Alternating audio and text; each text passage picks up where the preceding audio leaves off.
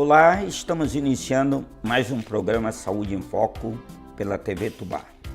Sempre junto de você, trazendo as informações que você precisa saber sobre as intercorrências que se passam em seu corpo e as doenças que interferem em sua saúde. Hoje nós vamos falar sobre um assunto muito interessante. Já foi e continua sendo ainda motivo de muito preconceito. Nós vamos falar sobre epilepsia, essa doença neurológica, né, que acomete milhões de pessoas no mundo todo. O Brasil não foge à regra. Sim. Tem muito, mas não é uma doença para assustar, pelo contrário. Tem tratamento e tudo se resolve da melhor forma possível. Hoje, principalmente, com o avanço da tecnologia, da terapêutica, tudo melhorou muito para os pacientes que têm epilepsia. E hoje nós vamos contar com a presença da doutora Aline Scarlatelli, neurologista. Já esteve aqui no nosso programa também. É uma satisfação muito grande, doutora Aline, ela que é neurologista, atua na Clínica Provida, na Socimed, falar um pouco sobre esta enfermidade. Afinal de contas, o que vem a ser epilepsia?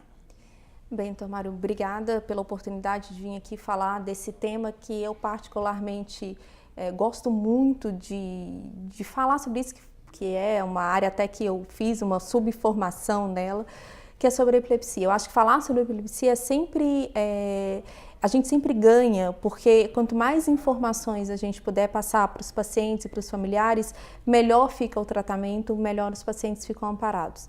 Então a epilepsia é uma condição, na verdade são várias, epilepsia não é uma doença, são diversas doenças que constituem a tendência do cérebro a ter crises epiléticas.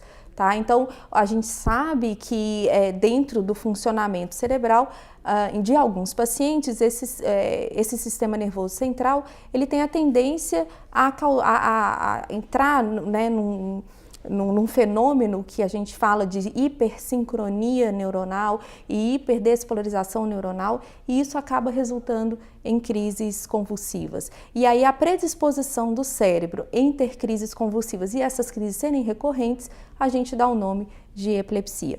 Tá? Mas isso é uma coisa que é importante diferenciar, que nem sempre quem tem crise convulsiva, por exemplo, se alguma pessoa teve uma crise convulsiva na vida, isso não necessariamente implica num diagnóstico de epilepsia, tá? Tem que ter ou a recorrência das crises ou os exames de investigação com um indício forte de que essas crises irão se repetir, tá?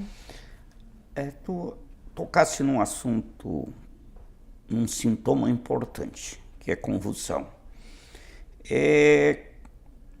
A convulsão muitas vezes uma manifestação apenas epiléptica, não quer dizer que a pessoa tenha epilepsia. Exatamente. Porque pode ocorrer em outras circunstâncias. Sim. Né? Uhum. Uma crise convulsiva, para melhor entender os telespectadores, o que é uma crise convulsiva? A crise convulsiva, ela é a manifestação clínica desse fenômeno de que o neurônio, que é a célula que forma o cérebro, fica que a gente fala com esse potencial de ação disparando, que a gente chama de hipersincronia e hiperdespolarização. É como se o neurônio, que é a célula do cérebro, ela tem o potencial elétrico, né? E esse potencial elétrico, para a célula deflagrar esse potencial, ela tem um limite, né, um limiar, que a partir de vencido esse limiar, essa célula do neurônio, ele dá o sinal. Então, é como, durante a crise convulsiva, é como se esse limite estivesse muito baixo. Então, essa célula, esse neurônio, ele fica mandando sinais. Esses sinais, eles são hipersincrônicos, então isso não acontece em um neurônio, isso acontece ou num grupo restrito de neurônios, numa rede neural que a gente fala, ou em todo o cérebro, no caso das generalizadas.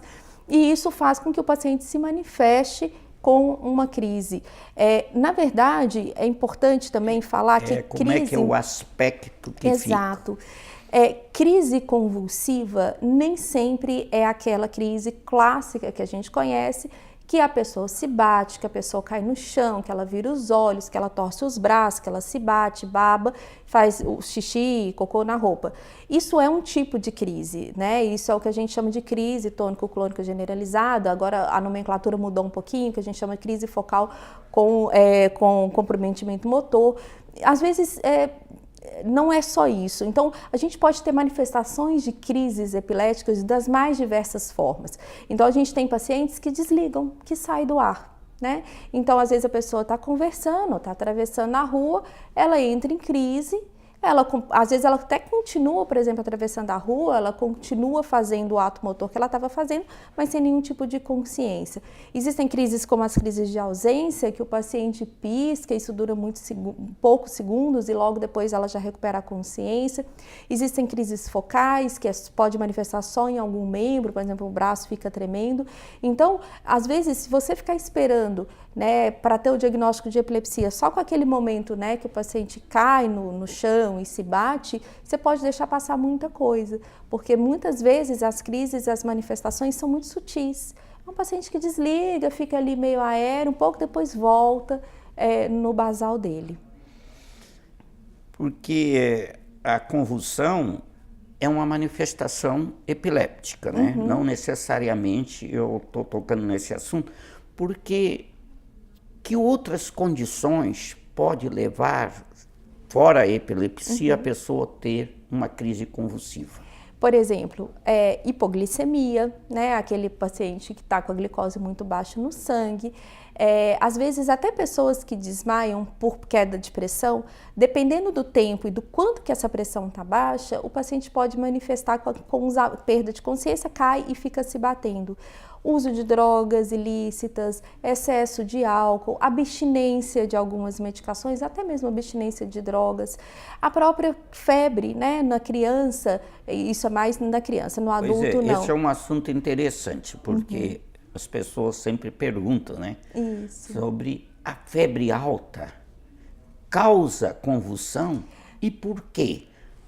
É o limiar da pessoa, de certas pessoas que têm essa tendência? Na criança, sim, tá? Na criança a gente até põe um limite, assim, lógico, esse limite varia um pouco, de 6 meses a 6 anos, tá? Na criança, sim, a febre alta, ela pode causar convulsão, exatamente pela imaturidade cerebral da criança.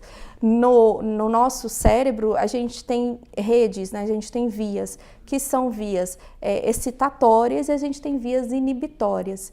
Na criança, a via excitatória amadurece primeiro e depois vem a via inibitória. Então, por que o cérebro da criança tem mais tendência a dar convulsão quando está com febre alta? Principalmente nas febres que aumentam muito rápido, né? Aquela criança que estava ali febril e de repente já está com febre alta.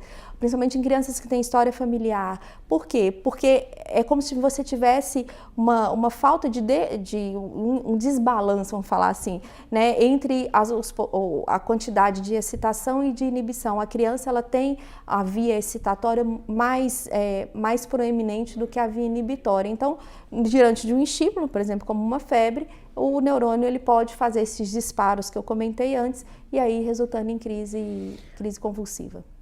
A convulsão pode trazer algum risco de vida para o paciente? Isso é muito importante, doutor Mário, muito importante.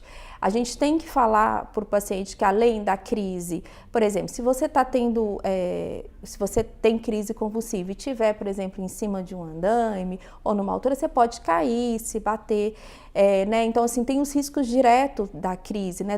Da pessoa se machucar, porque na hora que ela cai, muitas vezes não dá tempo dela se proteger, não dá tempo dela chamar alguém e avisar. As coisas podem acontecer em frações de segundos e realmente a pessoa pode se machucar. Agora, o que é importante ter consciência é que são 2 fatos principais.